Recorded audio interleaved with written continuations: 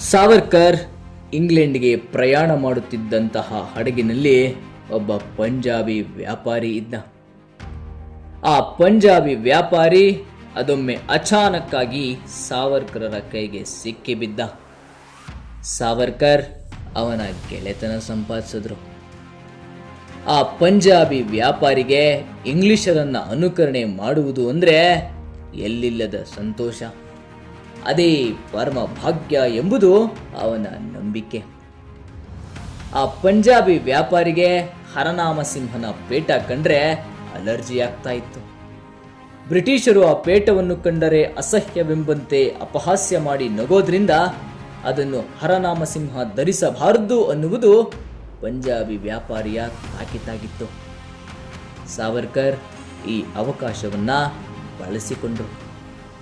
ಬ್ರಿಟಿಷರ ಕೊಳಕು ಟೋಪಿಗಳಿಗಿಂತ ನಮ್ಮ ಪೇಟವೇ ಮೇಲು, ಅಲ್ಲದೆ ಪೇಟ ನಮ್ಮ ಕ್ಷಾತ್ರ ತೇಜದ ರಣವೀರ್ಯದ ಸಂಕೇತ. ನಾವೆಲ್ಲ ಪೇಟವನ್ನು ಯಾವಾಗಲೂ ಧರಿಸಬೇಕು, ಅದು ನಮ್ಮ ಧರ್ಮ. ಬ್ರಿಟಿಷರಿಗೆ ತೊಂದರೆಯಾಗತ್ತೆ, ಅಪಹಾಸ್ಯ ಮಾಡ್ತಾರೆ ಅನ್ನೋ ಕಾರಣಕ್ಕೆ ನಾವು ಪೇಟ ಬಿಚ್ಚಿದ್ರೆ ಅದು ಧರ್ಮದ್ರೋಹ, ದೇಶದ್ರೋಹ.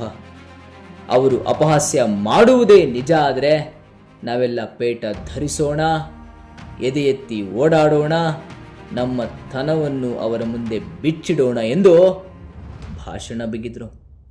ಈ ಭಾಷಣವನ್ನು ಕೇಳಿದ ಮೇಲೆ ಆ ಪಂಜಾಬಿ ವ್ಯಾಪಾರಿಯೊಳಗಿನ ದೇಶಭಕ್ತಿ ಜಾಗೃತವಾಗಿತ್ತು.